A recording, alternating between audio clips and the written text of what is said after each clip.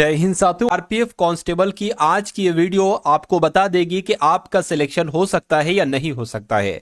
तो आज की इस वीडियो के साथ तो ये 100 सवाल आपको समर्पित, ये 100 सवाल आपको बता देंगे कि कितनी तैयारी आपकी हो चुकी है और कितनी तैयारी अभी आपकी बाकी है। तो अगर आप साथियों इन 100 सवालों में से 35 सवाल बिल्कुल सही कर देते हैं तो मेरा मानना है कि आप इस रेस के एक अच्छे घुड़सवार हैं और आप साथियों इस एग्जाम में अच्छा दौड़ेंगे, यानी कि अच्छा परफॉर्मेंस करेंगे। तो अपने एग्जाम से पहले पहले साथियों अगर आप ये वीडियो देख रहे हैं तो इस पूरी वीडियो को घोल कर पी जाइएगा। मैं कहूंगा ये आपके एग्जाम पर भारी पड़ेगी ये एकमात्र वीडियो। तो साथियों 35 का स्कोर आपका होना चाहिए, पूरी आप लोग कोशिश कीजिएगा। पहला सवाल आपकी स्क्रीन पर है, कह के नेहरू ट्रॉफी किस खेल में दी जाती है? तो ये तो साथियों फुटबॉल के खेल में दी जाती है। अगला सवाल देखिए, कह के भारत सेवक समाज की स्थापना किसके द्वारा की गई थी? तो इनका नाम था गोपाल कृष्ण गोखले और गोपाल कृष्ण गोखले के द्वारा ही भारत सेवक समाज की स्थापना की गई थी। नेक्स्ट नंबर का सवाल देखिए, कह रहे WTO यानी कि वर्ल्ड ट्रेड ऑर्गेनाइजेशन का हेडक्वार्टर कहां पर है? तो इसका हेडक्वार्टर साथियों अगर आपका जवाब जेनेवा है तो मैं कहूंगा बिल्कुल सही, यानी कि वर्ल्ड ट्रेड ऑर्गेनाइजेशन का मुख्यालय जेनेवा में स्थित है। नेक्स्ट नंबर का सवाल देखिए, कह रहे बिहू निम्नलिखित में से किसका लोकप्रिय उत्सव है? यानी कि ये कहां का है साथियों? असम में किया जाता है, ओडिशा में, बिहार में या साथियों बंगाल में किया जाता है। तो अगर आपका जवाब यहां पर ऑप्शन नंबर ए असम है तो आपका जवाब बिल्कुल सही हो जाएगा। नेक्स्ट नंबर का सवाल है साथियों 20 मिनट की एक क्लास होगी, यानी कि सिर्फ 20 से 21 मिनट में आपको 100 प्रश्नों की एक ऐसी श्रृंखला दी जाएगी जहां से आपको डायरेक्ट एग्जाम में क्वेश्चंस देखने को मिलेंगे। देखिए अगला सवाल देखिए, कह रहे कि नासिक किस नदी के किनारे पर स्थित है? तो नासिक तो साथियों गोदावरी नदी के किनारे पर स्थित है, ये आपको याद रखना है। उसके बाद देखिए कह रहे कि देश का लौह पुरुष किसे कहा जाता है, यानी कि आयरन मैन किसे कहा जाता है? सरदार वल्लभ भाई पटेल को, पंडित जवाहरलाल नेहरू को, महात्मा गांधी को या लोकमान्य तिलक को? तो आपको याद ये रखना है कि सरदार वल्लभ भाई पटेल को देश का लौह पुरुष कहा जाता है। अगला सवाल देखिए, कह रहे कि गायत्री मंत्र किस पुस्तक से लिया गया है? तो गायत्री मंत्र साथियों किस पुस्तक से लिया गया है? ऋग्वेद से, सामवेद से, यजुर्वेद से या अथर्ववेद से? तो आपको मालूम होना चाहिए ऋग्वेद से लिया गया है गायत्री मंत्र। अगला देखिए, कहा जा रहा है कि मोनालिसा का जो सुप्रसिद्ध चित्र है ये किसके द्वारा बनाया गया था? तो साथियों ये तो लियोनार्डो दा विंची के द्वारा बनाया गया था। क्या विंची लिखा हो सकता है, विंसी लिखा हो सकता है? तो आप लोग थोड़ा ध्यान रखेंगे। उसके बाद देखिए कह रहे कि महात्मा गांधी जी को राष्ट्रपिता के रूप में उल्लेख सबसे पहले किसने किया था, बताइए। तो साथियों राष्ट्रपति की अगर बात करें, राष्ट्रपिता की अगर बात करें, यानी कि महात्मा गांधी जी को राष्ट्रपिता सबसे पहले किसके द्वारा कहा गया था? सुभाष चंद्र बोस के द्वारा किया गया था। तो इस प्रकार आपका भी आंसर अगर ऑप्शन नंबर ए है तो बिल्कुल करेक्ट हो जाएगा।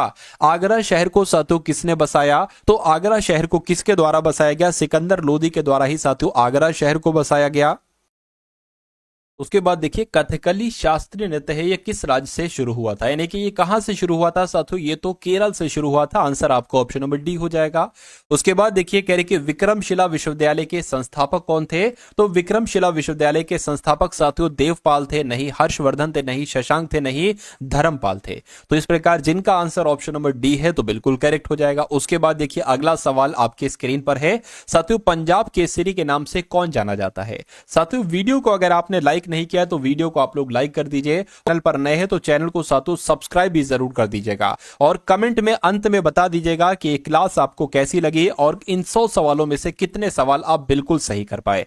पंजाब केसरी के नाम से किन्हें जाना जाता है? तो मैं कहूंगा लाला लाजपत राय को क्या कहा जाता है साथियों? पंजाब केसरी कहा जाता है। उसके बाद देखिए कह रहे विवेकानंद रॉक मेमोरियल ये कहां पर स्थित है? तो ये अंडमान निकोबार में नहीं, लक्षद्वीप में भी नहीं, केरल में भी नहीं साथियों, ये तो तमिलनाडु में स्थित है। कहां पर विवेकानंद रॉक मेमोरियल स्थित है? तमिलनाडु में स्थित है। उसके बाद देखिए कह रहे कि हिंदी किस लिपि में लिखी जाती है, बताइए। तो हिंदी तो साथियों सभी लोग जानते हैं कि देवनागरी लिपि में लिखी जाती है। किस लिपि में लिखी जाती है? देवनागरी लिपि में लिखी जाती है हिंदी। उसके बाद देखिए कह रहे कि पल्लव राजाओं की राजधानी क्या थी? तो साथियों पल्लव राजाओं की राजधानी क्या थी? कांचीपुरम थी। क्या थी साथियों? कांचीपुरम थी। राइट आंसर आपका ऑप्शन नंबर सी होगा। अगला सवाल देखिए कह रहे कि काजीरंगा राष्ट्रीय पार्क कहां पर स्थित है? तो ओडिशा में, महाराष्ट्र में नहीं साथियों असम में स्थित है। क्या काजीरंगा राष्ट्रीय पार्क कहां पर स्थित है? असम में स्थित है। उसके बाद देखिए करके प्रथम गोलमेज सम्मेलन कहां पर हुआ था, बताइए। तो प्रथम गोलमेज सम्मेलन की अगर बात करें तो लंदन में हुआ था। कहां हुआ था साथियों? लंदन में हुआ था। उसके बाद देखिए कह के राष्ट्रीय विज्ञान दिवस साथियों कब मनाया जाता है, मुझे बताइए। साथियों राष्ट्रीय विज्ञान दिवस की अगर बात करें तो 28 फरवरी को मनाया जाता है राष्ट्रीय विज्ञान दिवस। सही जवाब आपका ऑप्शन नंबर सी हो जाएगा। अब उसके बाद देखिए अगला सवाल कहा जा रहा है आपसे कि मोहनजोदड़ो कहां पर स्थित है, बताइए। तो ये कहां पर स्थित है? ये सिंध में स्थित है। कहां पर साथियों? सिंध में स्थित है। राष्ट्रीय खेल दिवस कब मनाया जाता है, बताइए। साथियों आपको 35 प्रश्नों से ज्यादा करना है, तो आप कोशिश पूरी कीजिएगा कि जो कट ऑफ मैंने बताई है साथियों, जो स्कोर मैंने बताया है कि आप उसको बहुत अच्छे तरीके से अचीव कर लें। ठीक है, तो राष्ट्रीय खेल दिवस की अगर हम बात करते हैं ना, तो 29 अगस्त जिनका जिनका आंसर है मैं कहूंगा बिल्कुल सही, यानी कि राष्ट्रीय खेल दिवस 29 अगस्त को ही मनाया जाता है। महात्मा गांधी जी को अर्धनंगा फकीर या अर्धनंग फकीर कहा जाता है, बिल्कुल कहा जाता है। तो ये किसके द्वारा कहा गया था? ये चर्चिल के द्वारा कहा गया था। क्या ये चर्चिल के द्वारा कहा गया था? ये बात आपको यहां पर मालूम होना चाहिए। अगला देखिए कह रहे कि बीरबल का असली नाम क्या था? तो बीरबल का असली नाम क्या ताराचंद था? नहीं, महेश दास था। मैं कहूंगा बिल्कुल बीरबल का असली नाम साथियों क्या था? महेश दास था। ठीक है, उसके बाद देखिए कह रहे कि चौरी चौरा नाम का प्रसिद्ध स्थल जो है ना, ये गोरखपुर में है, आगरा में है, इलाहाबाद में है, लखनऊ में है। तो मैं कहूंगा ये तो गोरखपुर में। क्या गोरखपुर में? यानी कि 24 का आंसर जिनका ए तो बिल्कुल सही है। जय हिंद का नारा किसके द्वारा दिया गया था? तो जय हिंद का नारा सुभाष चंद्र बोस, महात्मा गांधी, मोतीलाल नेहरू या भगत सिंह? तो आपको यह याद रखना है कि सुभाष चंद्र बोस के द्वारा ही जय हिंद का नारा दिया गया था। अगला सवाल आपकी स्क्रीन पर है, देखिए और बताइए सही जवाब आपका क्या हो सकता है। कहने कि किसने कहा था तुम मुझे खून दो मैं तुम्हें आजादी दूंगा? तो यह सवाल साथियों बहुत इंपॉर्टेंट है। यह नारा किसका था? यह कथन किसका था? सुभाष चंद्र बोस का यह कथन था। यह आपको यहां पर मालूम होना चाहिए। महात्मा गांधी जी ने सत्याग्रह क्रियाविधि सबसे पहले कहां प्रस्तुत की थी? तो सबसे पहले साथियों इन्होंने चंपारण में यह प्रस्तुत की थी। कहां प्रस्तुत की थी? चंपारण में प्रस्तुत की थी। उसके बाद देखिए अगले नंबर का सवाल आपकी स्क्रीन पर है, देखिए और बताइए राइट आंसर क्या होगा। साथियों उससे पहले मैं आपको बता देना चाहता हूं कि अगर आपकी तैयारी नहीं हो पाई है आरपीएफ कांस्टेबल एग्जाम की और आप साथियों इस एग्जाम को 100% पास करना चाहते हैं, तो आपको 3 ऐसी पीडीएफ दी जा रही हैं जिनको पढ़ के, जिनको देखकर पेपर आपका 99% साथियों निकलेगा। ठीक है, पहली पीडीएफ में आपको साथियों दिए जा रहे हैं 10 मॉडल पेपर, यानी कि जैसे आपका पेपर इस बार आएगा वैसे 10 मॉडल पेपर आपको दिए जा रहे हैं साथियों, और सॉल्यूशन के साथ दिए जा रहे हैं। ऐसा नहीं बिना सॉल्यूशन के, हर सवाल के नीचे उसका सॉल्यूशन होगा। उसके अलावा आपको 10 शिफ्ट दी जा रही है। आरपीएफ कांस्टेबल की जो पिछली बार पेपर हुआ था ना, इसके साथ साथियों 10 पेपर का 10 शिफ्ट का हल दिया जा रहा है साथियों। हल सहित ही आपको पीडीएफ दी जा रही है। इसमें रीजनिंग होगी, मैथ होगी, जीके होगी, और एक तीसरी पीडीएफ आपको जो दी जा रही है वो साथियों बहुत इंपॉर्टेंट है, क्योंकि यहां से साथियों आप 7 से 8 सवाल देखेंगे सिर्फ इस एकमात्र पीडीएफ से, क्योंकि आपके 50 सवाल में से 7 से 8 सवाल तो करंट अफेयर के होंगे। तो इस पीडीएफ से अगर पढ़ लोगे तो 7 से 8 सवाल आपको देखने को मिल जाएंगे। तो ये तीनों पीडीएफ साथियों अगर आप लेना चाहते हैं तो ये आपको सिर्फ और सिर्फ 45 रुपीज में दी जा रही हैं। मैं कहूंगा इन पीडीएफ को साथियों आप लोग जरूर ले लेना और पढ़ लेना। जितने दिन बचे हो या अगर कुछ घंटे भी बचे हो तो साथियों एक बार इस पीडीएफ को लेकर सरसरी निगाहों से एक बार देखकर एग्जाम हॉल में चले जाना, आपको बहुत फायदा देखने को मिलेगा। तो इस पीडीएफ का लिंक डिस्क्रिप्शन में है, आरपीएफ कांस्टेबल पीडीएफ का। उस लिंक पर आप क्लिक करेंगे तो आप हमारे व्हाट्सएप पर आ जाएंगे। वहां पर आपको एक क्यूआर कोड दिया जाएगा, उस क्यूआर कोड पर 45 का पेमेंट करेंगे तो ये पीडीएफ आपको वहीं व्हाट्सएप पर ही भेज दी जाएगी। ठीक है ना। चलिए तो अब बात कर लेते हैं हम लोग अगले नंबर के सवाल की। कह रहे कि देश का एकमात्र किस राज्य की राजभाषा अंग्रेजी, यानी कि कौन से राजभाषा जो है ना वो अंग्रेजी। कहां की? तो मैं कहूंगा नागालैंड की राजभाषा क्या है? तो अंग्रेजी है। नागालैंड की राजभाषा क्या है? तो नागालैंड की राजभाषा अंग्रेजी है। उसके बाद देख लीजिए अगला सवाल है, कह रहे कि केंद्रीय भारतीय भाषा संस्थान ये कहां पर स्थित है? तो ये साथियों कहां पर स्थित है देखकर मुझे बता दीजिए। तो आपको ध्यान रखना है साथियों, केंद्रीय भारतीय भाषा संस्थान ये मैसूर में स्थित है। कहां पर? मैसूर में स्थित है। आंसर आपका ऑप्शन नंबर ए हो जाएगा। उसके बाद देखिए कहा जा रहा है कि भारत की तीसरी सर्वाधिक बोली जाने वाली भाषा कौन सी है? तो तेलुगु है, बांग्ला है, मराठी है या तमिल है? तो आपका जवाब जो होना चाहिए वो साथियों मराठी के साथ जाना चाहिए, क्योंकि भारत की तीसरी सर्वाधिक बोली जाने वाली भाषा कौन सी है? मराठी है। उसके बाद देखिए चोल शासकों की भाषा क्या थी? तो चोल शासकों की भाषा क्या थी साथियों? तमिल थी। चोल शासकों की भाषा भाषा क्या थी? तमिल थी। राइट आंसर आपका ऑप्शन नंबर ए हो जाएगा। नेक्स्ट नंबर का सवाल आपकी स्क्रीन पर है, ग्रांड ट्रंक रोड किसने बनवाई थी बताइए। तो ग्रांड ट्रंक रोड की अगर बात करें तो ये तो शेरशाह के द्वारा बनवाई गई थी। किसके द्वारा साथियों? शेरशाह के द्वारा बनवाई गई थी। इंदिरा गांधी राष्ट्रीय मानव संग्रहालय कहां पर स्थित है? तो ये साथियों मध्य प्रदेश के भोपाल में स्थित है। इंदिरा गांधी राष्ट्रीय मानव संग्रहालय कहां पर स्थित है? भोपाल में स्थित है। उसके बाद देखिए, अमीर खुसरो का नाम किस वाद्य यंत्र के आविष्कार से संबंधित है? तो अगर बात करते हैं साथियों यहां पर सितार की, तो सितार आपका सही जवाब हो जाएगा। यानी कि अमीर खुसरो का नाम किस वाद्य यंत्र के आविष्कार से संबंधित है? तो मैं कहूंगा सितार से संबंधित है। आपको याद रखना है। नेक्स्ट नंबर अगला सवाल है, कह रहे कि विजय स्तंभ ये कहां पर स्थित है? तो ये तो चित्तौड़गढ़ में स्थित है। कहां पर साथियों?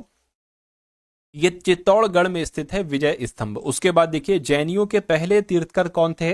तो जैनियों के पहले तीर्थकर साथियों कौन थे? ऋषभदेव थे। क्या था इनका नाम साथियों? ऋषभदेव इनका नाम था और जैनियों के पहले तीर्थकर यही थे।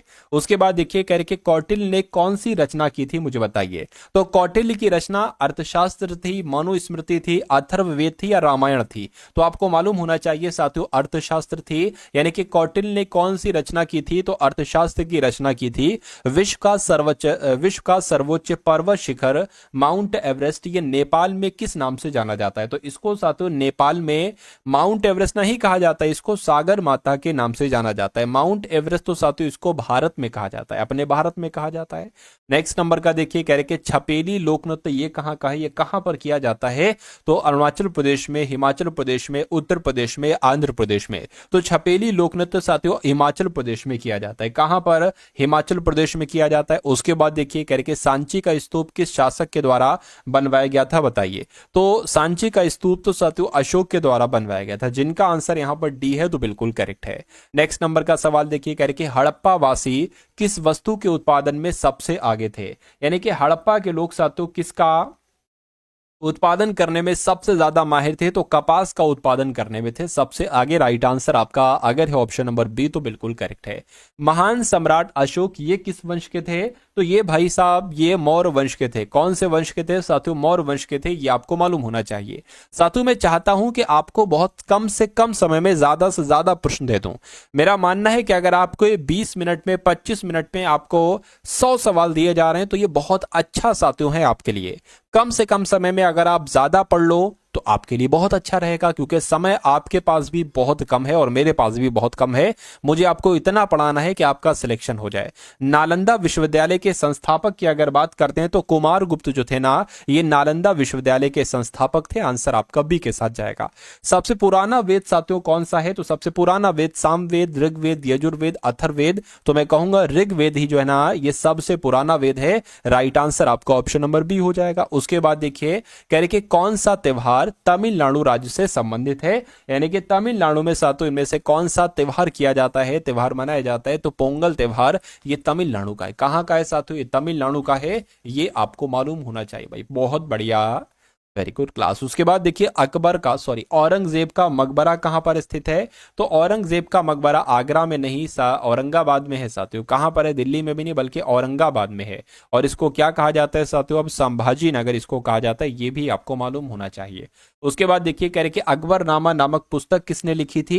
तो ये तो साथियों अबुल फजल के द्वारा लिखी गई थी। किसके द्वारा ये पुस्तक लिखी गई थी? अबुल फजल के द्वारा लिखी गई थी। दिल्ली किस नदी के किनारे पर बसा हुआ है बताइए। तो दिल्ली की अगर बात करते हैं ना तो ये तो यमुना नदी के किनारे पर बसा हुआ। किस नदी के किनारे पर दिल्ली बसा हुआ है साथियों? यमुना नदी के किनारे पर दिल्ली बसा हुआ है। उसके बाद देखिए, पंचतंत्र किसने लिखा था बताइए। तो पंचतंत्र की अगर बात करें साथियों, जयदेव के द्वारा लिखा गया था या भवभूति के द्वारा लिखा गया था या वेद व्यास या विष्णु शर्मा? मैं कहूंगा साथियों विष्णु शर्मा के द्वारा ही साथियों पंचतंत्र लिखा गया था। यह आपको मालूम होना चाहिए। राइट आंसर अगर आपका है ऑप्शन नंबर डी, तो बिल्कुल करेक्ट हो जाएगा। ये सवाल तो हम देख चुके हैं। पंचतंत्र किसने लिखा? विष्णु शर्मा ने। उसके बाद देखिए, करके किस मुगल शासक ने दिल्ली में लाल किला बनवाया था, मुझे बताइए। तो साथियों किसकी बात चल रही है? शाहजहां की बात चल रही है। यानी कि शाहजहां ने ही दिल्ली में लाल किले का निर्माण करवाया था। अगला सवाल है, कह रहे कि बाबर की पुत्री का नाम क्या था बताइए। तो बाबर की पुत्री का नाम गुलबदन बेगम था। क्या था साथियों? बाबर की पुत्री का नाम गुलबदन बेगम था। राइट आंसर अगर आपका है ऑप्शन नंबर ए, तो बिल्कुल करेक्ट है। उसके बाद देखिए, कह रहे कि स्वराज हमारा जन्म सिद्ध अधिकार है, ये किसके द्वारा कहा गया था? ये साथियों बिपिन चंद्रपाल नहीं, गोपाल कृष्ण गोखले नहीं, बाल गंगाधर तिलक के द्वारा साथियों ये कहा गया था। तो इस सवाल का जवाब अगर आपका है या आपने सोचा है मन में कि भाई इसका सी होना चाहिए आंसर, तो सी ही इसका राइट आंसर हो जाएगा। हुमायूं नामा की रचना किसने की थी बताइए?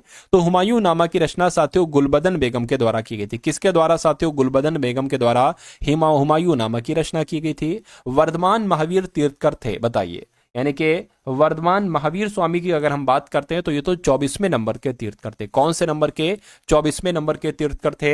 उसके बाद देखिए विक्रमशिला शिक्षा केंद्र के संस्थापक का नाम क्या है मुझे बताइए?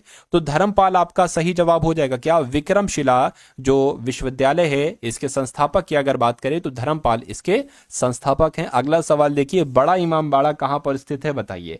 तो यूपी में है। उत्तर प्रदेश में तो बड़ा इमामबाड़ा, देखिए अगर छोटा इमामबाड़ा पूछा जाए तो छोटा इमामबाड़ा भी उत्तर प्रदेश के लखनऊ में है और बड़ा इमामबाड़ा भी उत्तर प्रदेश के लखनऊ में है। तो ये दोनों बातें आपको याद रखना है। अगला सवाल कह रहे कि खजुराहो में स्थित जो मंदिर है इसका निर्माण किसके द्वारा करवाया गया था बताइए? तो इसका निर्माण साथियों चंदेल राजपूत के द्वारा करवाया गया था। किसके द्वारा साथियों? चंदेल राजपूत के द्वारा करवाया गया था। उसके बाद देखिए कह रहे कि जगन्नाथ मंदिर किस राज्य में है मुझे बताइए फटाफट साथियों, क्या आपका राइट आंसर हो सकता है? तो हम बात करते हैं यहां पर जगन्नाथ मंदिर की। ये कहां पर स्थित है? ये ओडिशा में स्थित है। कहां पर साथियों? ये ओडिशा में स्थित है। विजय स्तंभ कहां पर स्थित है बताइए? तो विजय स्तंभ की अगर बात करते हैं ये चित्तौड़गढ़ में स्थित है। कहां पर साथियों विजय स्तंभ स्थित है? चित्तौड़गढ़ में स्थित है। और अगला सवाल है कह रहे कि भारत में प्रथम आक्रमणकारी कौन था? तो भारत में प्रथम आक्रमणकारी की अगर बात करें महमूद गजनवी था? नहीं, मोहम्मद बिन कासिम था। कौन था साथियों? भारत में प्रथम आक्रमणकारी कौन था? मोहम्मद बिन कासिम था। सही जवाब अगर आपका है ऑप्शन नंबर बी तो बिल्कुल करेक्ट हो जाएगा। उसके बाद देखिए दुनिया का सबसे बड़ा देश कौन सा है बताइए? तो दुनिया का सबसे बड़ा देश, अब यहां पर अगर बात करते हैं देखिए क्षेत्रफल के हिसाब से अगर पूछा जाए तो रूस आपका आंसर होगा। जनसंख्या के हिसाब से पूछा जाए तो भारत आपका जवाब होगा। उसके बाद देखिए कहा जा रहा है कि भारत का प्रथम मुगल शासक कौन था? तो भारत का प्रथम मुगल शासक बाबर था, अकबर था, शाहजहां था या औरंगजेब था? तो आपका जवाब जो होना चाहिए वो ऑप्शन नंबर ए होना चाहिए। उसके बाद देखिए साथियों कह रहे कि निम्नलिखित में से रामायण के लेखक कौन है? तो रामायण की अगर बात करें साथियों वाल्मीकि जी, यानी कि महर्षि वाल्मीकि जी साथियों ये रामायण के लेखक हैं। राइट आंसर जिनका ऑप्शन नंबर सी तो बिल्कुल करेक्ट है। अगला देखिए कह रहे कि तिरंगे पर अशोक चक्र किसने लगवाया था?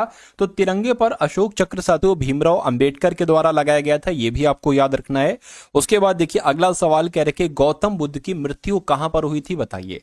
तो गौतम बुद्ध की मृत्यु की अगर हम साथियों यहां पर बात करते हैं तो सारनाथ में, कुशीनगर में, गया में या लुम्बिनी में? तो इस प्रकार अगर बात करते हैं कुशीनगर की तो गौतम बुद्ध की मृत्यु साथियों कुशीनगर में ही हुई थी। उसके बाद देखिए अगला सवाल कह रहे कि मोहनजोदड़ो ये कहां पर स्थित है बताइए? मोहनजोदड़ो की अगर बात करें तो सिंध में स्थित है। कहां पर साथियों? सिंध में स्थित है। नेपाल देश का राष्ट्रीय पशु क्या है साथियों मुझे बता दीजिए? हाथी है, हिरण है, गाय है या बाघ है बताइए? तो अगर साथियों यहां पर बात करते हैं गाय की तो नेपाल देश का राष्ट्रीय पशु क्या है साथियों? गाय है। सही जवाब आपका ऑप्शन नंबर सी के साथ होना चाहिए। भारत का राष्ट्रीय गीत की अगर बात करें तो भारत का राष्ट्रीय गीत मेरे देश की धरती थोड़ी ना है, मेरा भारत महान भी नहीं है, वंदे मातरम है। क्या है साथियों? वंदे मातरम है। राइट आंसर आपका ऑप्शन नंबर सी हो जाएगा। भारत का राष्ट्रीय फल क्या है? तो भारत का राष्ट्रीय फल आम, अनार, पपीता या केला। क्या है साथियों? आम जो है ना ये भारत का राष्ट्रीय फल है, ये आप सभी लोग जानते हैं। उसके बाद देखिए कह रहे कि लालगढ़ महल कहां पर स्थित है बताइए? तो लालगढ़ महल कहां पर स्थित है? रायपुर में नहीं, लखनऊ में नहीं साथियों, बीकानेर में लालगढ़ महल स्थित है, ये आपको ध्यान रखना है। राइट आंसर आपको ऑप्शन नंबर सी हो जाएगा भाई। बहुत बढ़िया, वेरी गुड क्लास। चलिए नेक्स्ट नंबर का सवाल कह रहे कि आरबीआई यानी कि रिजर्व बैंक ऑफ इंडिया का हेडक्वार्टर कहां पर स्थित है? तो इसका हेडक्वार्टर हैदराबाद में नहीं है साथियों, मुंबई में स्थित है। कहां पर इसका हेडक्वार्टर स्थित है? मुंबई में साथियों आरबीआई का मुख्यालय स्थित है, ये आपको यहां पर याद रखना है। उसके बाद देखिए कह रहे कि रैदास का जन्म कहां पर हुआ था? तो रैदास की अगर बात करें इलाहाबाद में नहीं, कानपुर में नहीं, मेरठ में नहीं साथियों, वाराणसी में इनका जन्म हुआ था। कहां पर रैदास का जन्म हुआ था साथियों? वाराणसी में इनका जन्म हुआ था। उसके बाद देखिए कह रहे कि भारत में सबसे पहले बिजली किस शहर में आई थी बताइए? कोलकाता में, कर्नाटक में, राजस्थान में या दिल्ली में? तो कहां पर आई थी साथियों? कोलकाता में आई थी। कहां पर आई थी साथियों? कोलकाता। जिनका भी ऑप्शन नंबर ए आंसर है मैं कहूंगा आंसर आपका बिल्कुल करेक्ट हो जाएगा भाई। बहुत बढ़िया, वेरी गुड क्लास। चलिए नेक्स्ट नंबर का सवाल कह रहे कि चिंतामणि किसकी कृति है, मुझे बताइए।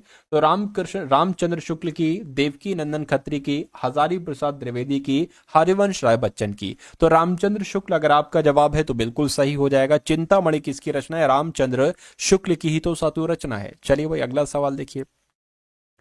साथियों यहां पर मेरा मानना है कि देखिए आपके तीन सब्जेक्ट आएंगे, मेन मेन कितने सब्जेक्ट आएंगे साथियों, आपके तीन सब्जेक्ट आएंगे। सबसे ज्यादा स्कोरिंग सब्जेक्ट जो आपका है वो रीजनिंग है। रीजनिंग के कितने क्वेश्चंस आएंगे, 35 क्वेश्चंस आएंगे। और मेरा मानना है कि अगर आपकी तैयारी ठीक ठाक है तो इसमें से साथियों 32 सवाल आप सही कर ले जाओगे। उसी प्रकार अगर मैथ की अगर बात करें, मैथ पर अगर आपकी पकड़ है, मैथ के 35 सवाल आएंगे। अगर आपकी अच्छे से पकड़ है तो कुछ नहीं 30 सवाल आप बिल्कुल सही कर ले जाओगे।